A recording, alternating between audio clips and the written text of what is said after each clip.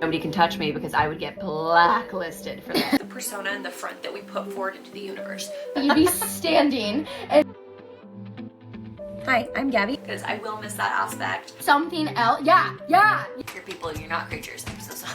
I don't care if you hate me. No. Tissue paper. I dated a lot of Sagittarius men, and that just was not working. Girls love her, boys love her. And those connections and ideas change. 5% of podcasts don't make it past the first year.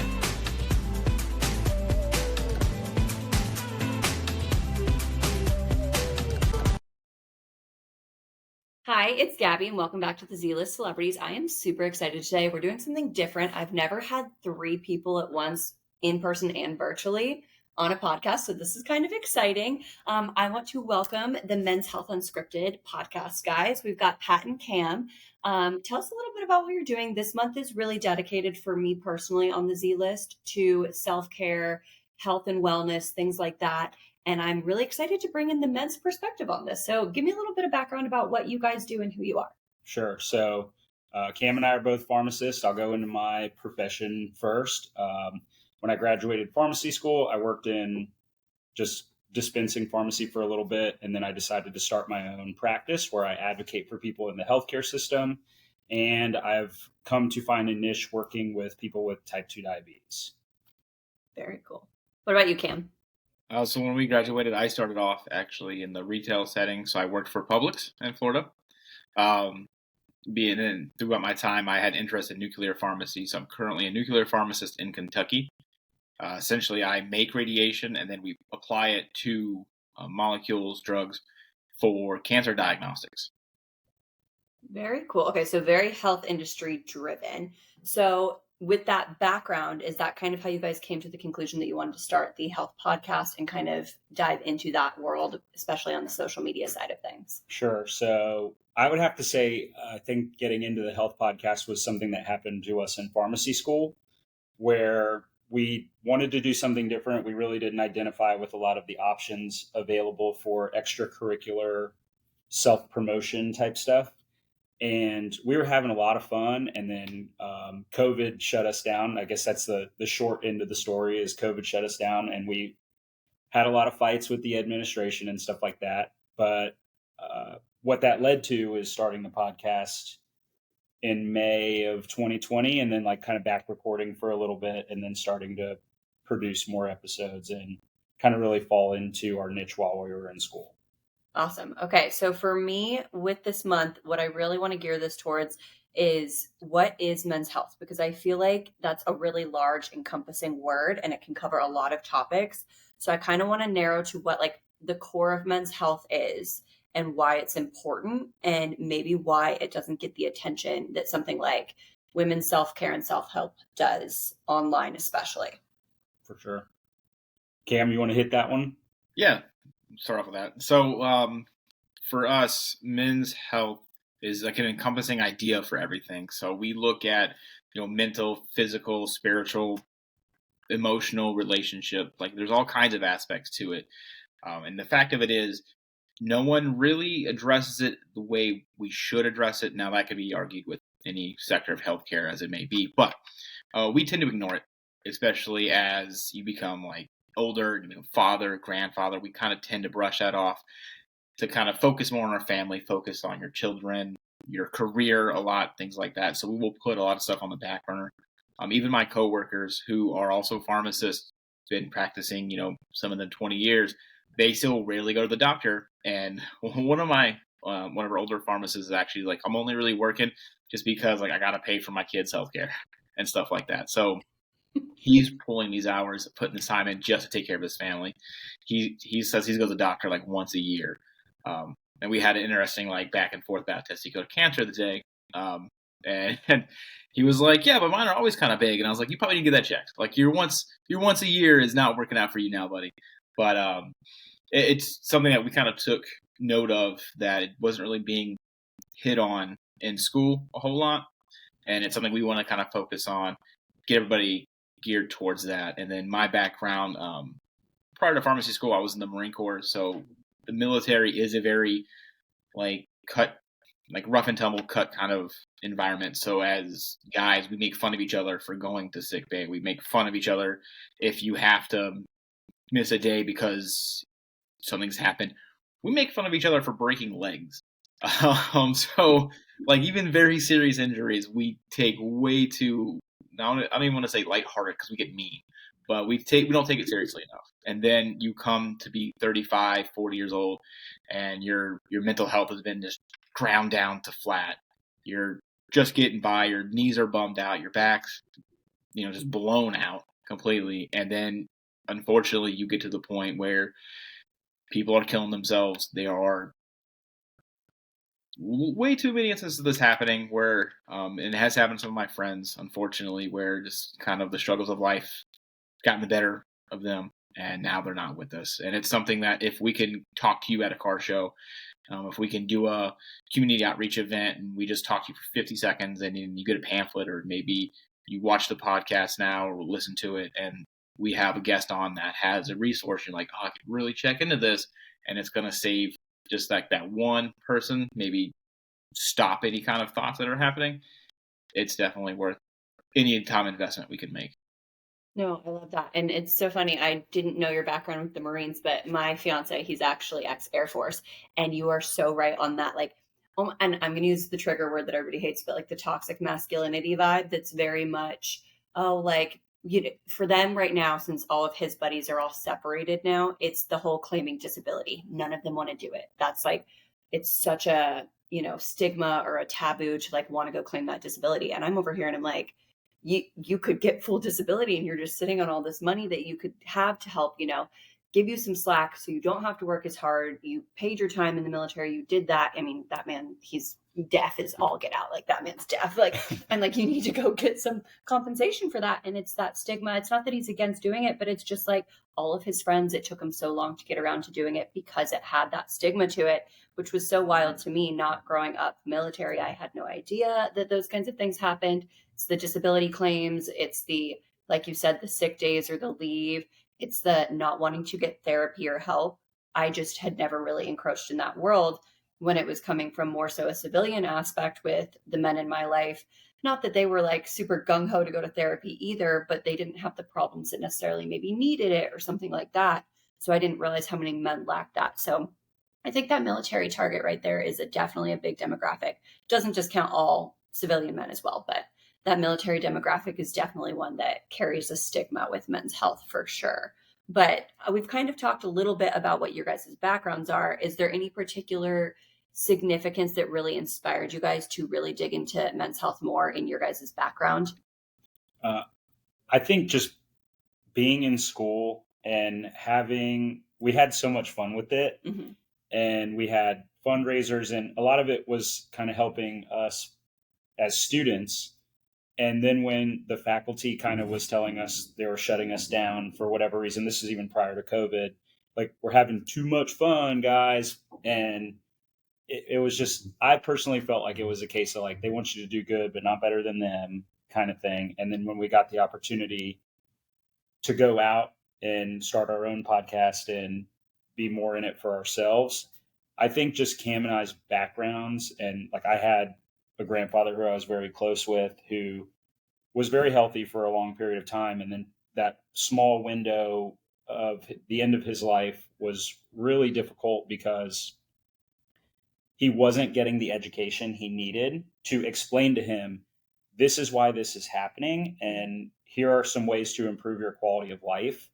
And I didn't know anything about any of that because I wasn't in pharmacy school yet. And we were sitting here as a family trying to piece it together just so we knew that it was coming, but we just wanted his quality of life to be much easier to be obtained for him. Yeah. And every time we asked a question, there was just like healthcare professionals blowing us off, and nothing against any of them. It's just, I know it's a busy life and you're on the clock. And I think we try to explain stuff at a very surface level, or maybe not surface level, but just in ways that people can understand it.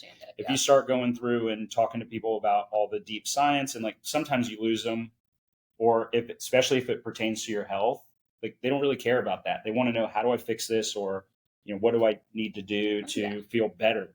And I think that's where like that's kind of the inspiration for us, is just to make information obtainable for men so that they can easily just, hey, I can listen to this podcast for an hour, digest this information relatively quickly.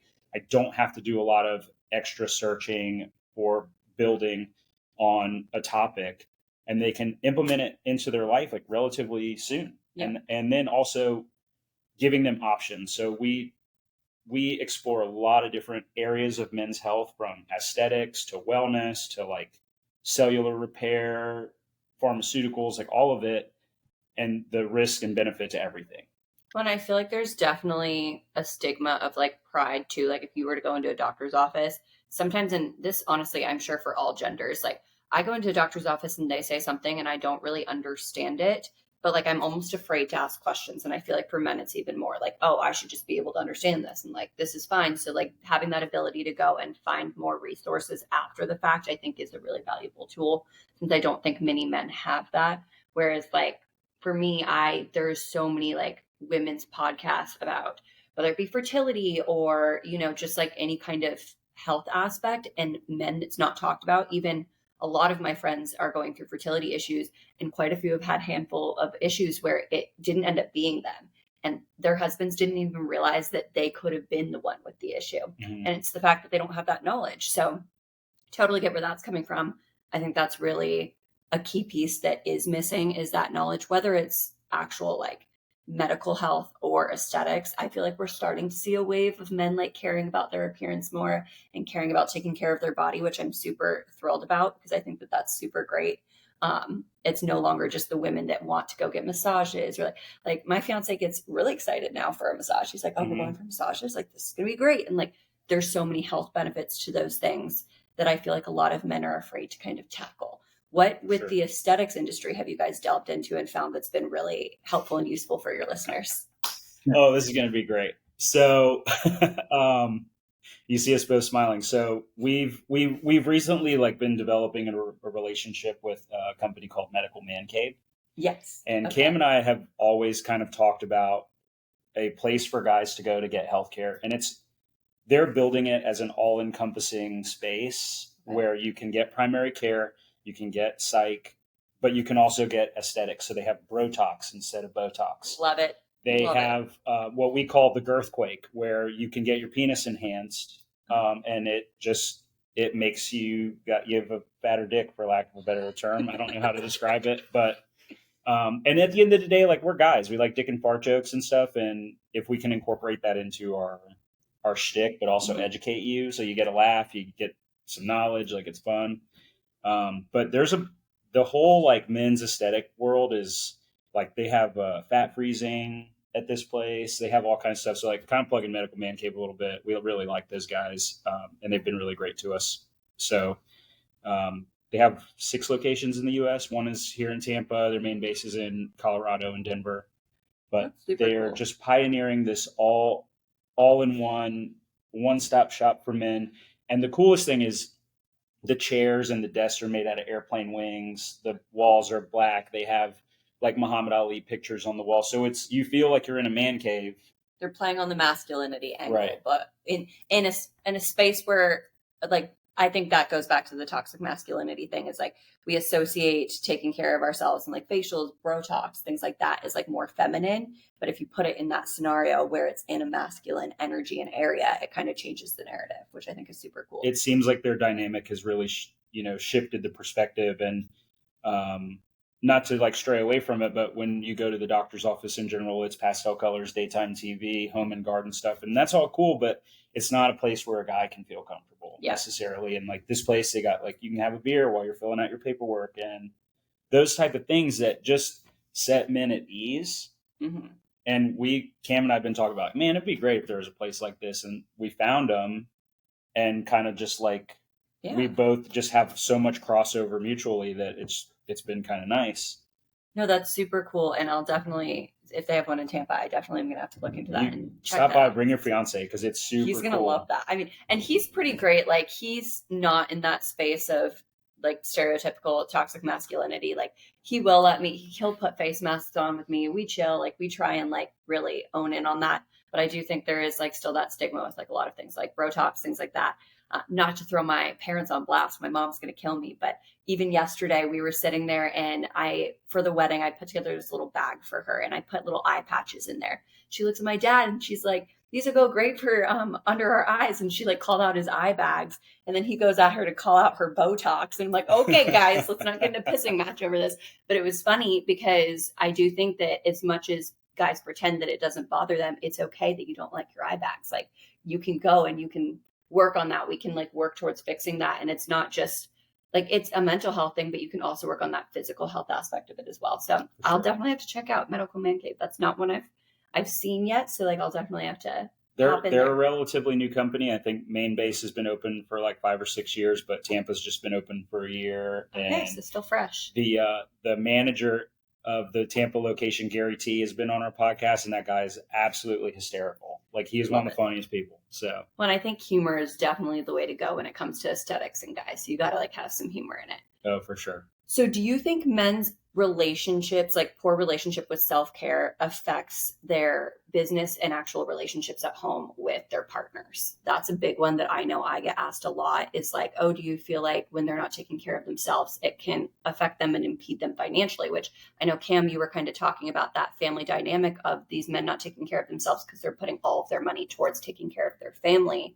But if you can't take care of yourself, I mean, we're good with women, especially moms. We tell moms all the time, take care of yourself first because you can't take care of the kids unless you do.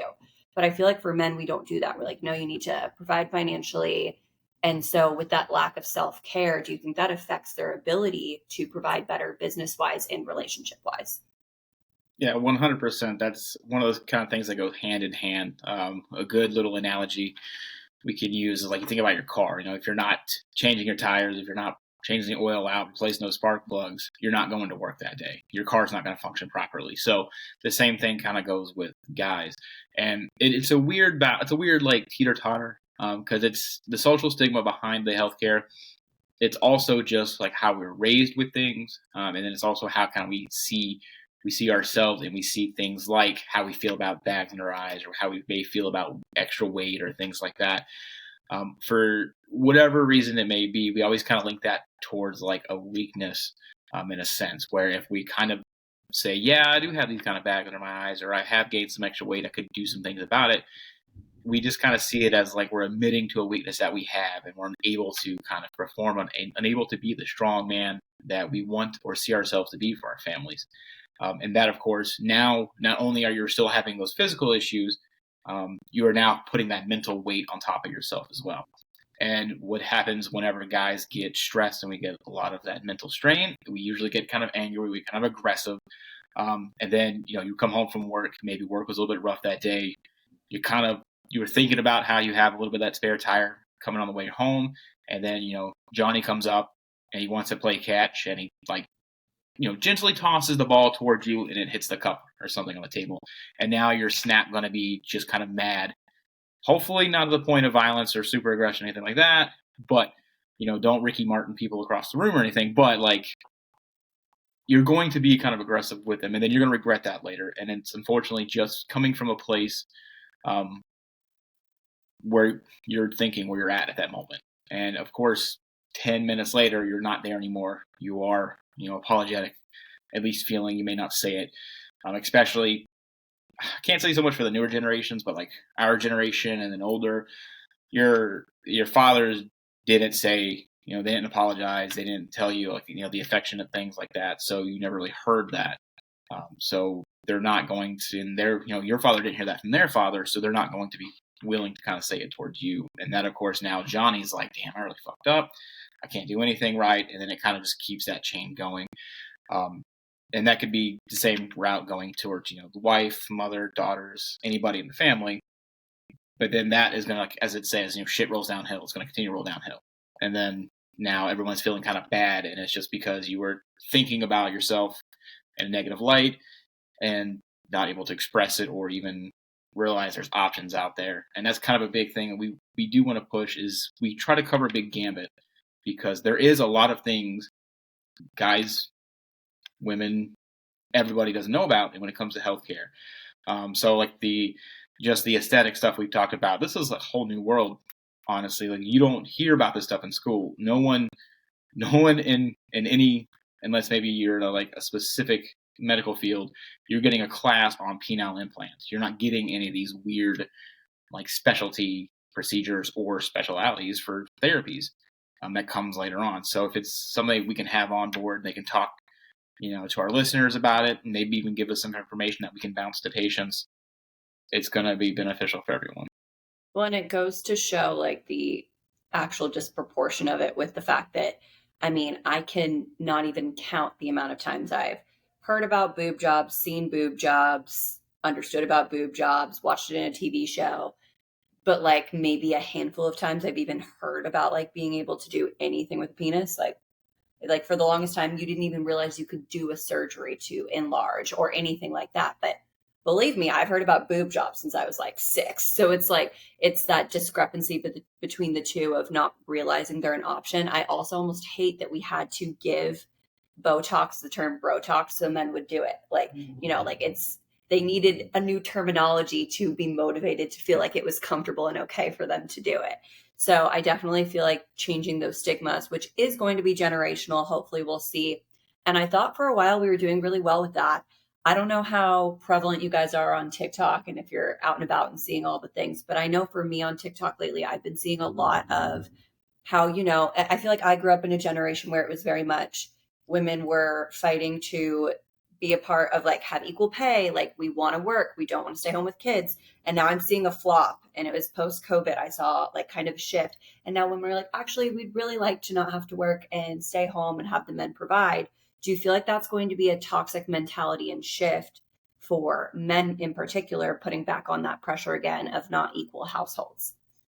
I don't necessarily think so. I think most men really want to provide for their family, and I think the problem where men might become more toxic in general is when they can't, and they can't do everything, and it becomes more of an outward reflection. So it's like the finger pointing, there's always 3 pointing back at you type situation where, and I think lately with, there's a push of women just being more in the workplace, like I guess more and more over the years, making more money, becoming breadwinners of families, which is increasing over time.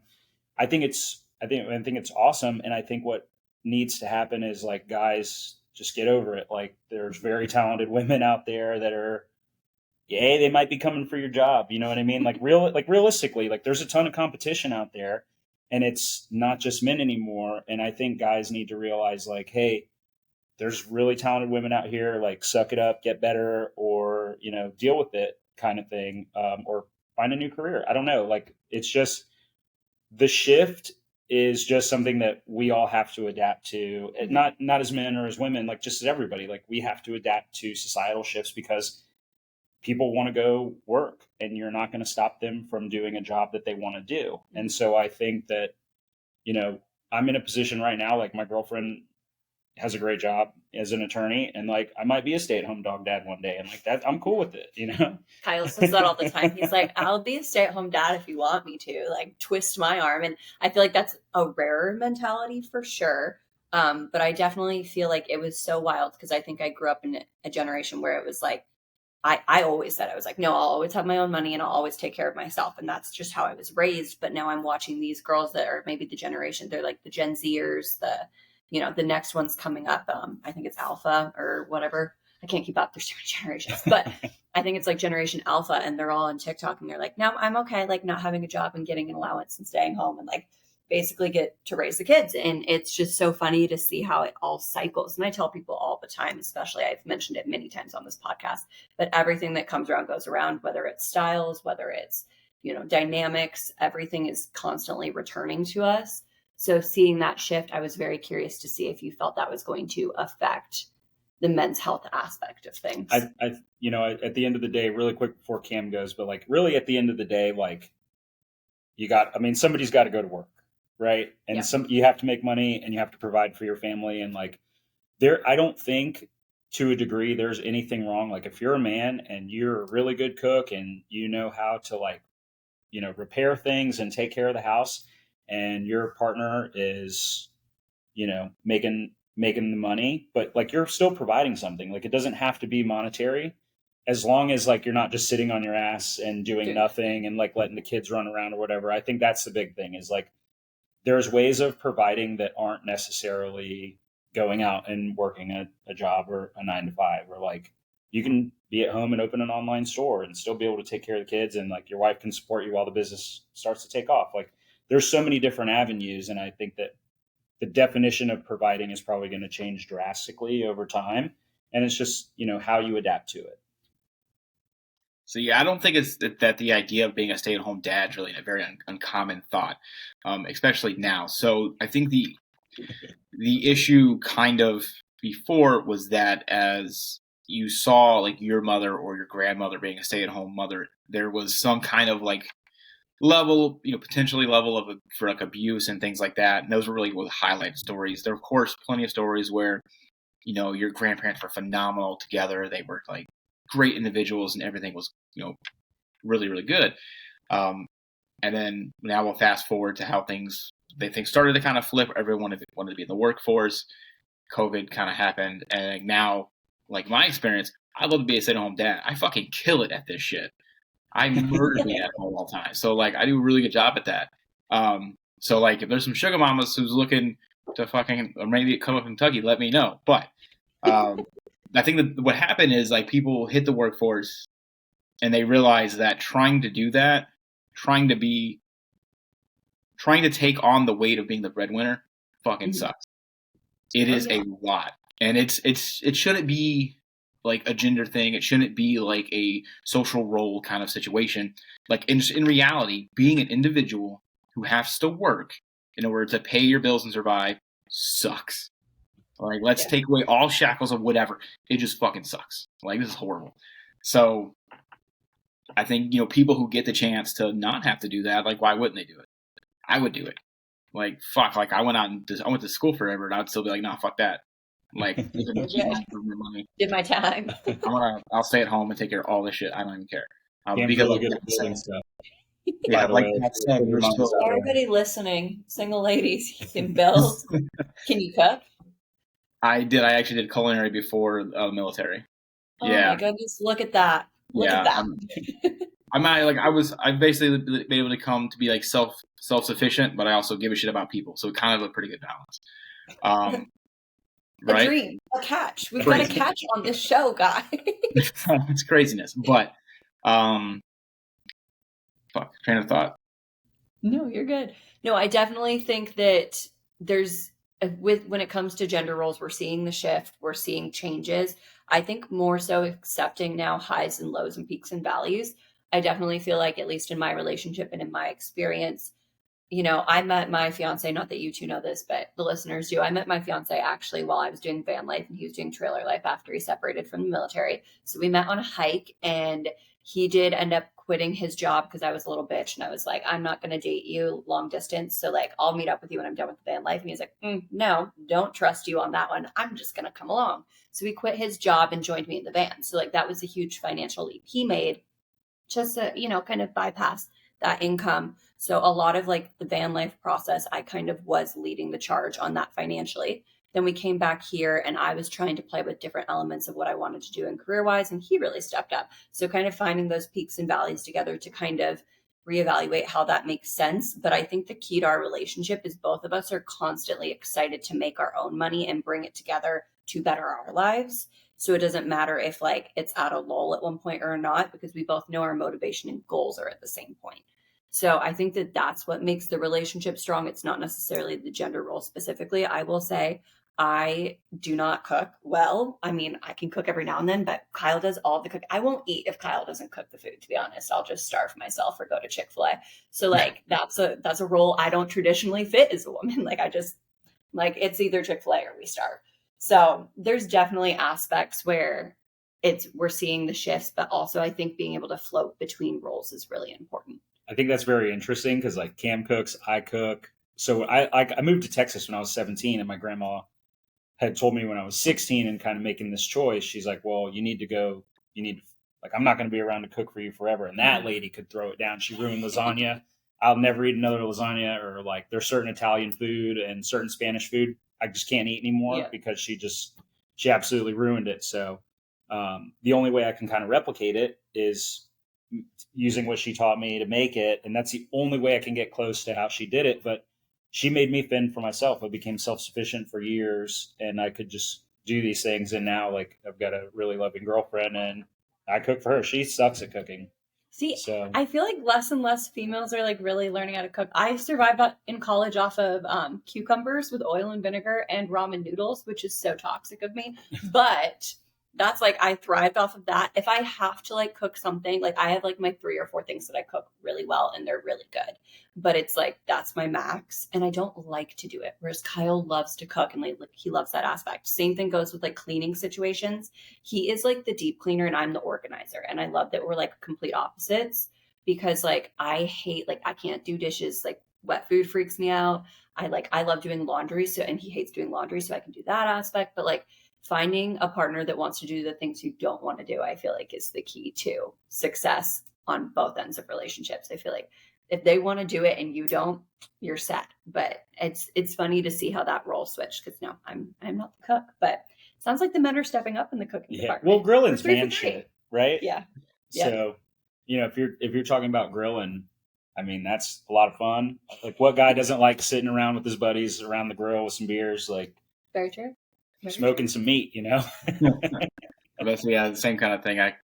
My smoker, when I think it's fired up, is like the best. Like it sucks. It ruins going out for barbecue for me, because it's like, oh, I can do this better. Like, what the fuck am I doing here? But I think like a big thing that we're kind of getting towards is that we've kind of noticed we've moved into more. There's a mutual respect for each of the partners.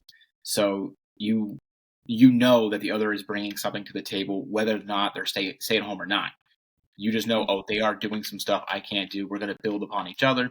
And you don't have that same kind of like throwing what you do in their face situation. Now, barring, it doesn't happen all the time. But I think it's more common nowadays where it's just a mutual respect has definitely increased between the relationship. And it allows stay-at-home, father, stay-at-home dog dads, stay-at-home moms, whichever way it's going to go. And no one has a problem with it now. So this is a left field question that like I just, as we're talking about, I'm thinking about, and I'm not sure if you guys even really have any knowledge on this, but do you feel like with the shifting dynamics in the household that we're going to see like a decrease in abusive relationships and financial abuse? Abusive relationships, physical, yes. But I feel like the verbal and mental may increase, because there's still always outliers. There's always people who are going to do things based on their own merits, whatever it may be. But I feel like at least the physical abuse should be going down. Okay. Financial abuse,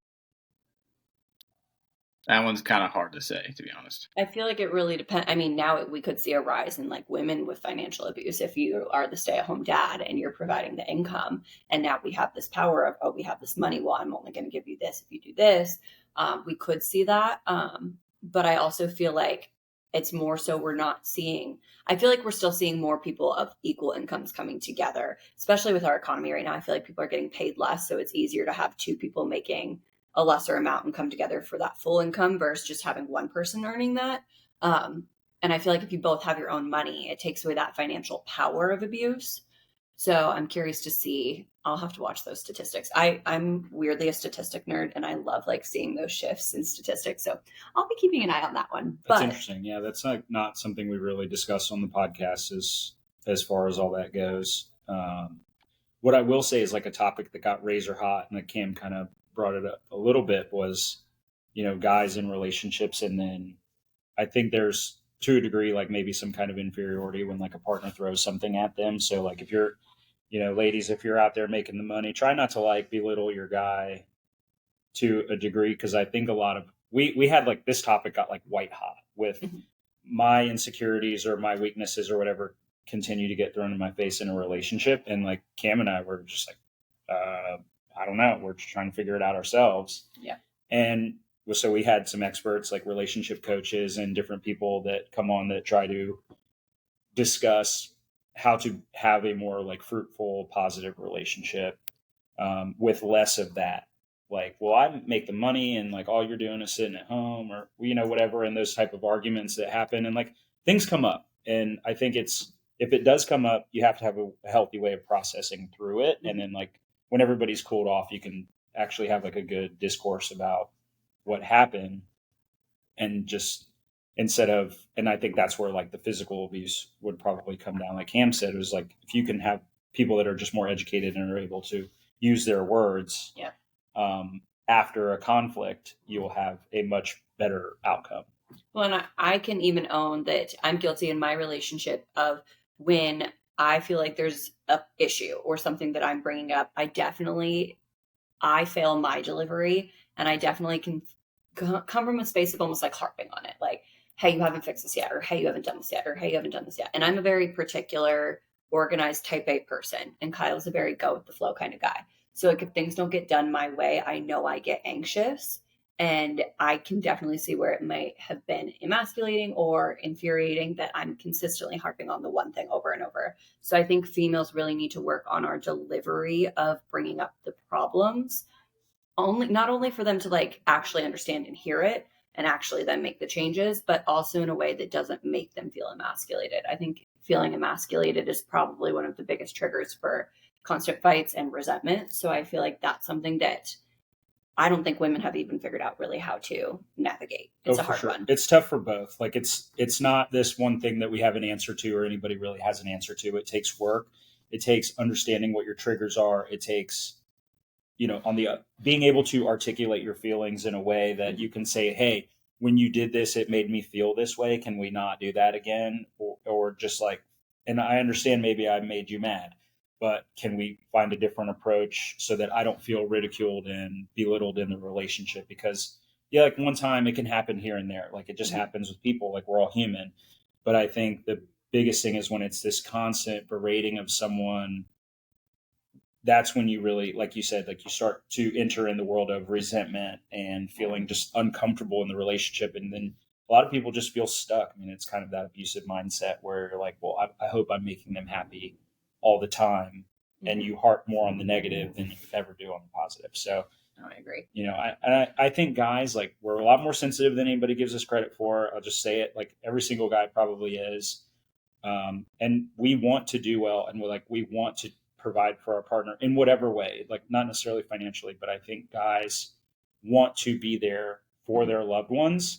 And I think, we learned about love languages this year. I don't know what that was like until a few months ago. That's my favorite. That's a topic I could talk about. I don't think we did that. But yeah. What did you guys find out your love languages were? Mine is giving stickers. I would know.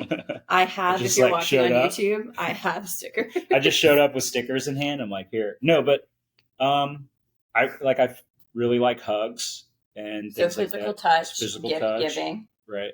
What about you, Cam? I am, well, what the fuck? I hate these fucking things. I'm going to say it right now. I do not like them. I don't like labels. I guess it's weird. It's weird about it. What is it? Acts of service. Acts of service. So here's the best way. Yes. So here's the best way I describe love languages, because it's actually something I've done a lot of research on. I operate a lot of like our relationship challenges on it because I feel like it helps us navigate through issues, because a lot of the times you're lacking something for it to be an issue. So with love languages, it's not that just because one is your love language doesn't mean you don't need all of them. I think it's like really important to know that like it's a sliding scale. So let's say I'm not a huge acts of service person giving wise. I like to receive acts of service, but I don't necessarily like to do acts of service. So like maybe that box is a little lower for me versus something like words of affirmation. And so you have to fill all those boxes still. Or like how the book describes it is you have like a tank, and your tank is filled up at different levels from different things. So for Kyle, we have completely opposite love languages. He'll come to you and tell you he's physical touch. But what we learned through like our relationship and learning more about each other was that he gives acts of service, hands down. Like that's what he gives, but he wants to receive physical touch. So for me, that was very difficult because I'm not a huge physical touch person either. And my love language is gift giving and gift receiving. And for me, it's more of a token thing. It's not a financial thing. It's like I count little sticky notes on the mirror as a gift and things like that. So I really operate in a space where I need you to like show me that, oh, this reminded me of you, or this did this.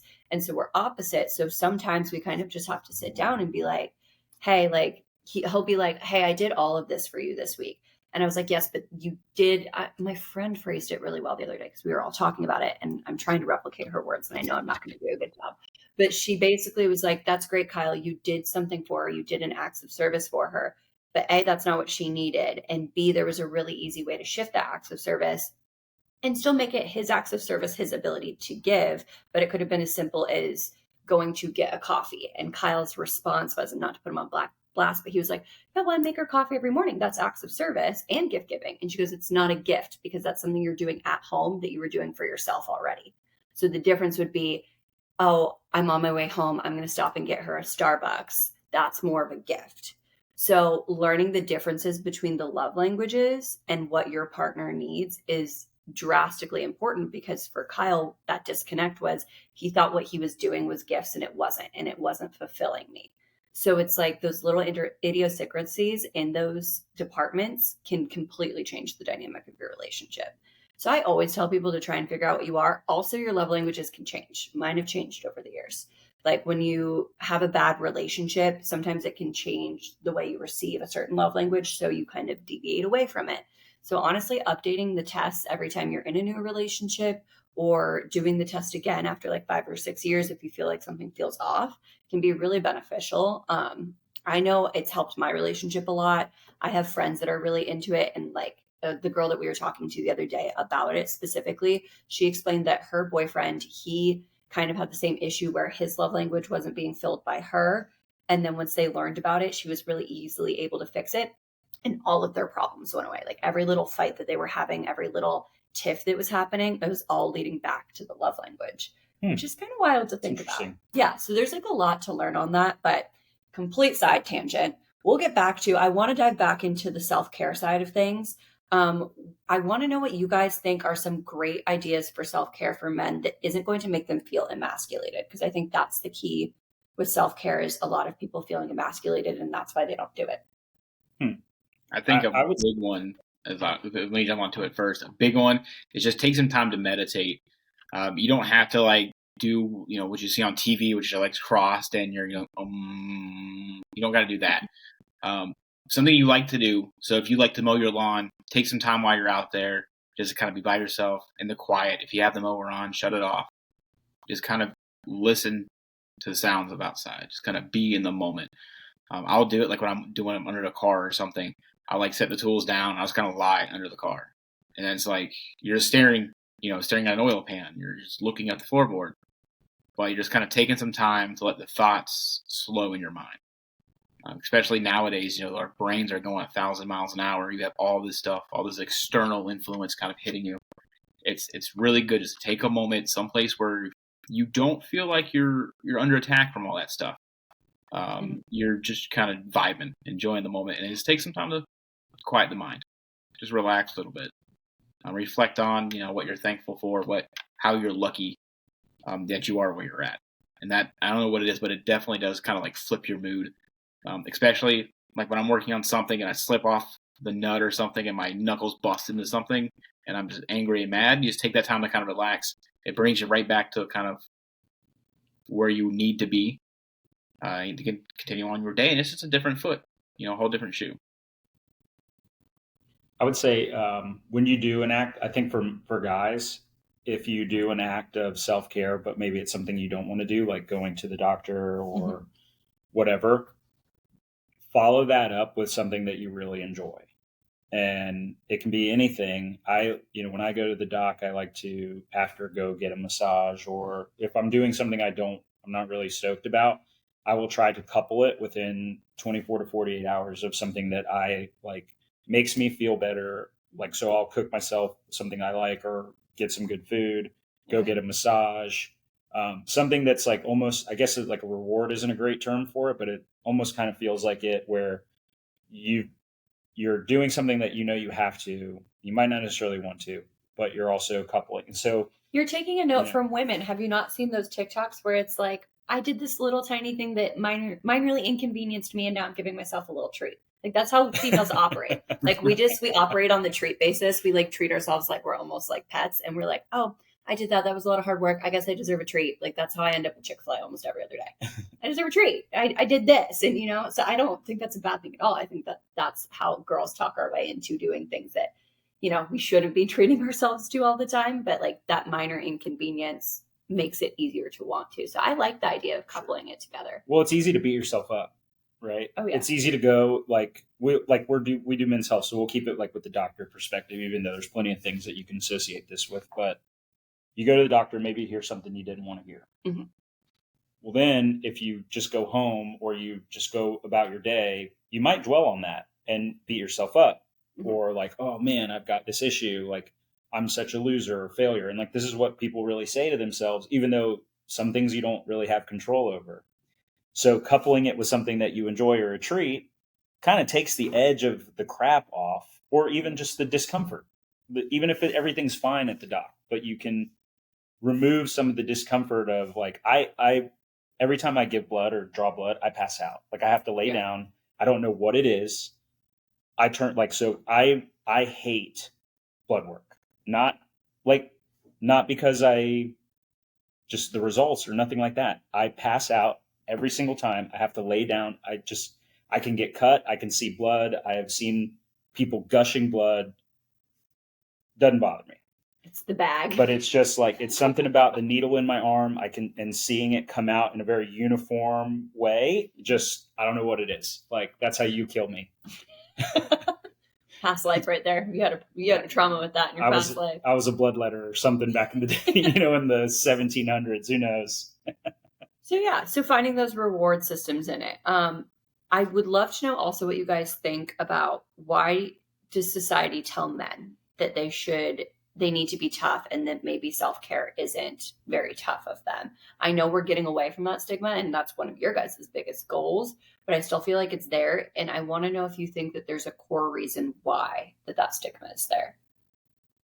I think a big part of it will come from like when you start to say that you have an issue, you have some kind of problem, and then like you need to tough it out, is they're showing like a weakness to it. And most people will try to see it as you're trying to use it as like a way to cop out of doing something.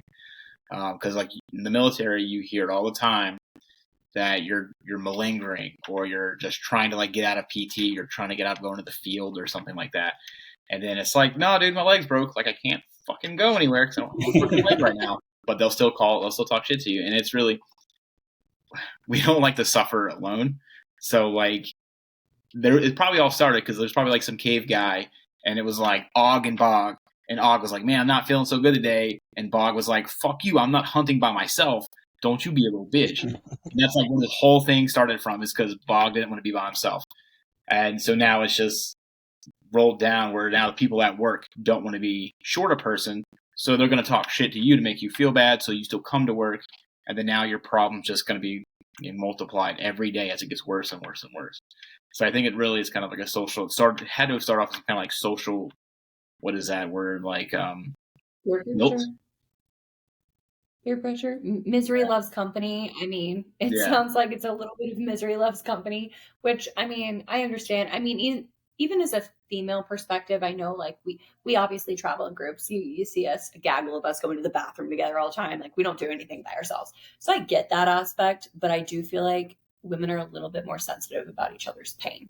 Whereas I feel like guys are just like, no, bro, shake it off. And I'm like, if my friend says she has a minor headache, I'm like, I've got Advil, I've got this. Like, what do you want? What can I give you? Do you need some water? Are you hydrated? Do you need to go home? Like, I can run them all off. Whereas I feel like guys are just like, nah, fuck up, you can do it. And it's just, I want to figure out how we shift that narrative, because I feel like that's part of our problem. For sure. That's also pretty difficult though, because I struggle a lot with that particular thing. I do have a pretty good lack of empathy, unfortunately. Just because of some of the things I've seen and been through. It's kind of like, it's like, oh yeah, I have a headache. You're like, yeah, so does fucking everybody else. Like, I know a guy who doesn't have like half of his body anymore. What the fuck are you talking about? So I think a lot of that is kind of based on experiences too. Yeah. How you were raised, for sure. And that's why I feel like it changes and shifts with generations, obviously, because it's how we have to treat the next generation to get to that kind of goal. And definitely, I feel like I feel like for females at least, and I'm only speaking on the female perspective on this, when I say like, okay, she has a headache, I can also acknowledge that like it might not ever be as painful as one that like somebody who has chronic ones, or it might not ever be as, mine might not be worse than theirs, but I can still acknowledge that our pain levels are different. So like if that hurts to her, then that hurts. Whereas like if you put that same headache on me, I could be like, oh, this is nothing because my pain tolerance is so high. I think that that's a empathetic level that females just kind of innately have. But I feel like that's the dynamic shift with that, because I also feel like, and we're not great because we do make fun of men all the time. Like we call you guys out on your man colds and things like that. And I will continue to, because I will get the same cold as Kyle, and Kyle is incapacitated. And I'm like, I just did 800 things. Why are you laying down? But I feel like, so we're really good with it with other women, but I don't feel like women necessarily are great with it with other men. We expect you guys to be way tougher than us. So there's that stigma as well that we need to work on. Well, I think it comes back to, just like big kind of conversation that we had this year that kind of spanned like over the course of a couple months. But, I think guys, they establish this like, oh, just rub some dirt on it kind of thing. And then you establish this big tough guy with your partner, and then your partner, you get this view of the man in your life, and you're like, well, that guy's like, he's rock solid. And then kind of when things fall apart, you're like, oh, damn, wait, he's human too. And I think that like it shifts back and forth, and it greatly depends on the situation where, like the same thing, I've gotten sick and I'm like debilitated, where it's like, girlfriend will like, she's like, I got the sniffles, or I didn't even get it or whatever. And it kind of makes you feel bad. Like as a guy, you're like, damn, I want to go to work today, or like got to do whatever I got to do. But I'm laying here in bed feeling like crap. Well, and I feel like it's definitely, and I don't know if this is a bad thing or a good thing, or if this is always going to be the dynamic, but let's be real. Like I'm a petite woman. Like my fiance is ex-military. He's a bigger guy. Like he, like in an emergency scenario, I do expect him to protect me. Like that's literally what he's there for. Like he's trained for that. Like he's an ex-sniper. Like he can take care of me. But it was wild to see. So he actually, and I'm sure Cam, as you're familiar with, COVID, even though he is now out of the military, he's still in reserve. So he had to get the COVID vaccine. And I have never seen someone get so sick, like shaking, convulsing. Like I was really worried about him and almost took him to the hospital, but they said that those were a lot of the symptoms. And seeing him in that state honestly made me feel helpless, because I was like, I don't even know how to help him, because I'm never in a position where I really have to like take care of him like that.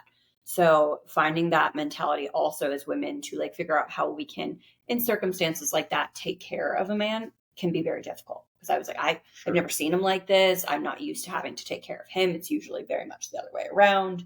So figuring out how to best be there for your partner as well in scenarios like that can also be kind of like shocking, because you're just not used to it.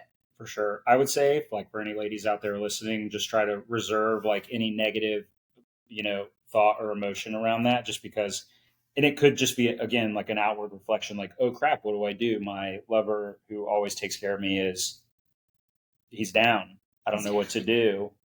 Right. And then some people, they just translate that into anger, or like just being upset or sad translates to anger. So I think think before you kind of go after them, because like everybody's experience is different. And this is just something that's kind of like come up on our podcast. Like we were in it for like metabolic stuff and just being healthier in general. And we started getting guys asking us like, I don't know what to do in this situation. Yeah. And we listened to our audience, so we very much so had to shift gears a little bit, but it's actually been good. And I think we've learned a lot from it. Like, hell, we learned what love languages were this year. I did. I don't know if Cam knew about them before, but I was like, yeah, I'm clueless. I don't know. So that's your 2023 takeaway. Yeah, love languages. Love languages, I guess. That might be Pat's. Mine is that like sometimes women are fucking brutal. Like some of the stuff, like some of our listeners would tell us, like they would kind of share their story, and then in our minds we're like, what the fuck is going on? Yeah, because like there's hazing in the military that was less brutal than that shit. Like what the fuck? So it's just like women playing mind games, or give me kind of an example of what you were seeing with that. Just straight up talking shit to him every day, like calls him a bitch all the time, just a lot of abusive kind of stuff. And it's just weird that it's something you don't like expect to hear or see. and then you get accounts from listeners about it, and you're like, damn, because like we all have like this filtered view of the way relationships in the world are, and then we kind of tend to get comfortable and forget that there are so many like swaps, wow, to all of that, where it's completely reversed, and then you forget they exist, and then you hear about it, and you're like, what is happening? Yeah, I've got to actually have I remember this one account from this guy, like didn't know who he was, like he just emailed through the portal or whatever, and was like, I'm in a relationship right now, and everything was okay. My girlfriend encouraged me to be more vulnerable with her because she said I was like holding things inside or getting angry, like whatever. And once I became vulnerable, I shared a story with her. And then I think he said that he had a really deep cry and he was venting and letting a bunch of stuff out. And he said within a couple of days, his girlfriend called him a pussy, started cheating on him. And then like it just went to hell in a handbasket. And he was like, I don't know. And the problem is like this damages a guy probably for almost a lifetime, maybe, unless they really go seek. Share again. Right. And so what happens is like you put a guy in a corner like that, and they'll never share with you again. They'll never share with their next girlfriend. Like that is the one thing that it just put him down. Yeah. And it's like once you've touched the hot stove and it burns you, you're not going to right. Why would you go back again? And yeah, so just stories like that. And like that's like not the only one. There's been multiple where that are very similar or like very much so on the like mental and emotional abuse lines of once a guy opens up and becomes vulnerable, it just goes to hell in a handbasket, and the girl loses all respect for him because he's not like this masculine figure that he once was. Well, and I'm going to shit on my ladies here for a second, and I think we need to have some accountability because I think society teaches us that we want a manly man for most women, not all, obviously. Like we're seeing a lot of changes in dynamics, but like I know for myself, like if I am dating a man or wanting to see a man, I do like a more manly man. But if you're going to want vulnerability, kindness, and softness, which one of the things that I fell in love with Kyle was that he is very, very compassionate and soft with me in particular. I wouldn't say that's something he portrays to others or out in the world, but like with me in particular. But with that comes great responsibility. If I want that continued vulnerability and softness, I have to be okay with when he wants to share things like that and not take that as, emasculating himself. Like there can be the difference between you being very manly and you sharing in a comfortable space with a partner, things like that. And as women, if you're going to ask for vulnerability or softness from any man, you have to be okay with them doing it then and not see them as different after. And that's just like a stigma that I think women have to wash away. You got to be able to sit with it. In guys and girls, like if you have a partner and you love somebody, you have to be able to sit in their discomfort for at least a little while because nothing's perfect. It's not like roses and sunshines. Everybody argues. Everybody you're just different people. At the end of the day, you come together to form something greater than yourselves, but still you have to be able to be with that person at their lowest, and be okay. And then the great thing about being in a relationship is that you can help each other rebuild. Yeah, exactly. I think it's definitely just a stigma that we've attached to it. It shouldn't be. I feel like you're most vulnerable with your partner, so that should never be an issue. It's wild that you guys get stories like that. But I mean, I think as we see more of this like self-care and like these habits coming out, I think as it's more socialized and normalized, we'll see that kind of shift. I know you already brought up medical man cave, but what are some other like Tampa specific ways that men can go out and self-care potentially? Well, you can hit up my girl Gabi at the Body Lab. I'll plug her because she is probably the best massage therapist I've ever met. She has a lot of different modalities there, and I personally have been secretly have invested a little bit in her business to get a sauna and a cold plunge in there. Oh, awesome. So not so silent investor anymore, I guess, but that will get built. It's right here in Ybor.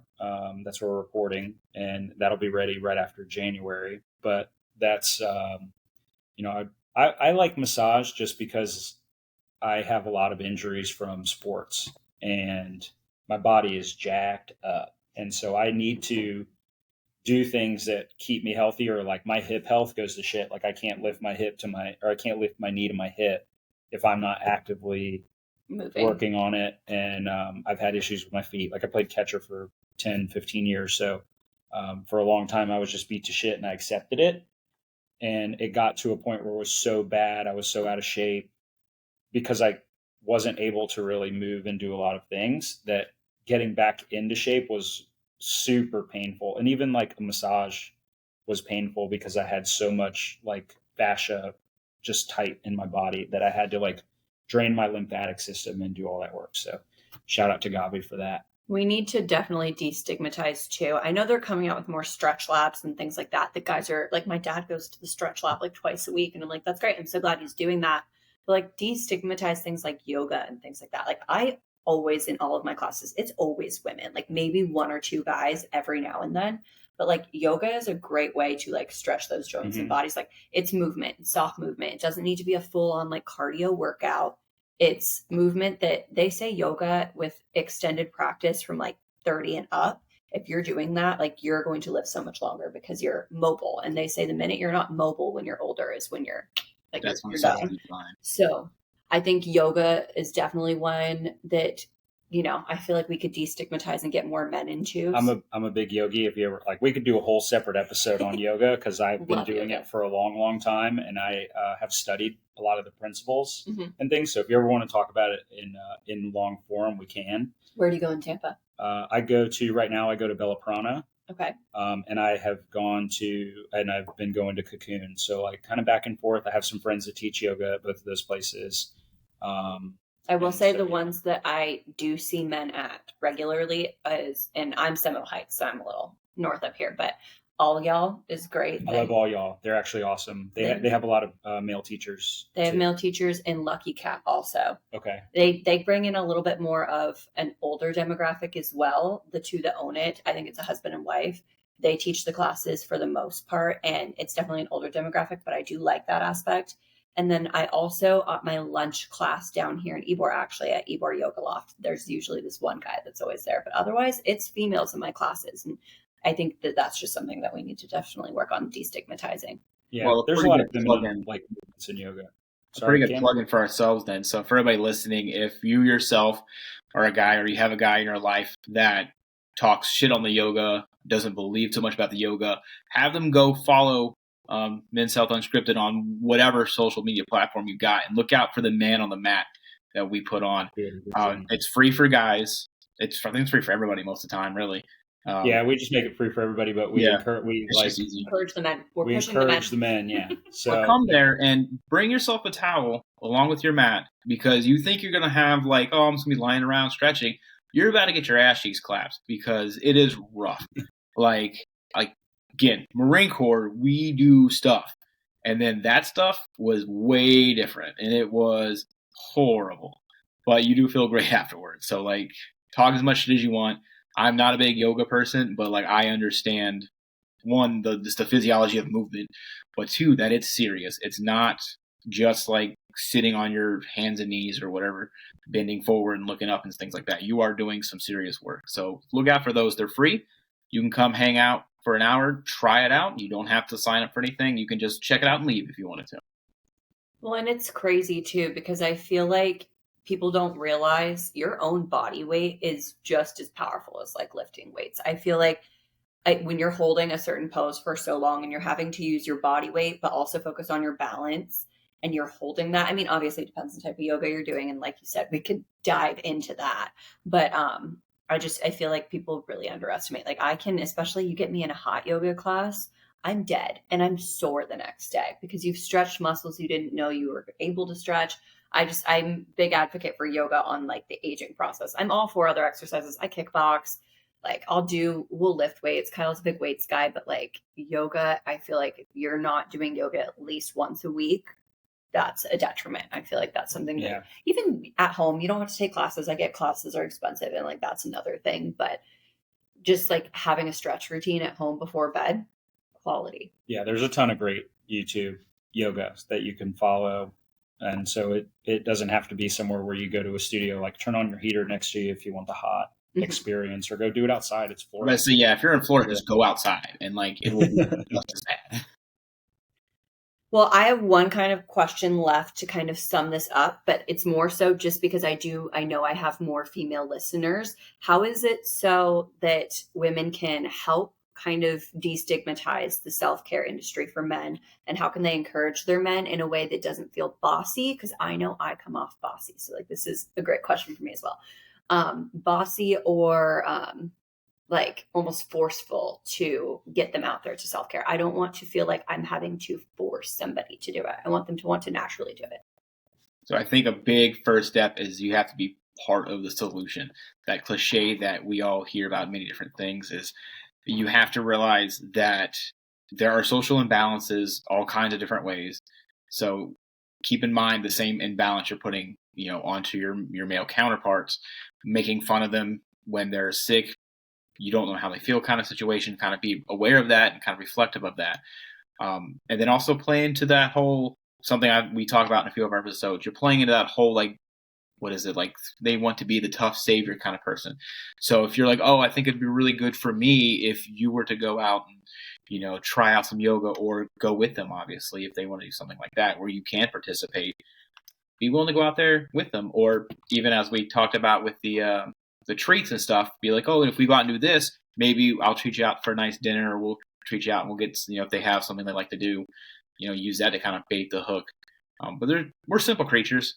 We are definitely like big, I don't want to say like monkeys, because more like dogs, but we're big, like ambidextrous kind of dogs. Like there's easy ways to get to do stuff, and we do love to listen. We do love to hear those words of affirmation, as much shit as we will talk about it. So it is really kind of easy. It just does take a little bit of awareness, both of yourself and of your partner. Again, both ways, guys, same thing. Be aware of everybody, to kind of recognize, oh, if I'm looking for this goal, I have to kind of tweak some of these activities. And it's gonna be a pain. It's gonna be a little bit of work, but like you'll kind of notice that you're tweaking some of them, that they'll be a lot more responsive, and then you'll start getting the goals you want out of it too.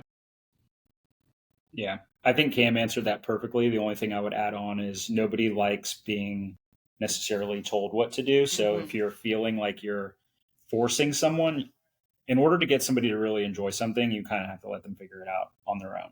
So finding a way to discuss something that you would like to do, or like, I think it would be really great if you came with me, or something like that, instead of, and then if they say no, just go, right? Instead of like kind of doubling down or sinking your heels in, because that is going to turn the average guy off way more than just saying like, okay, maybe it's not for you this time, but we can revisit it, or come back and say like, oh, wow, it was so much fun. I really wish you were there.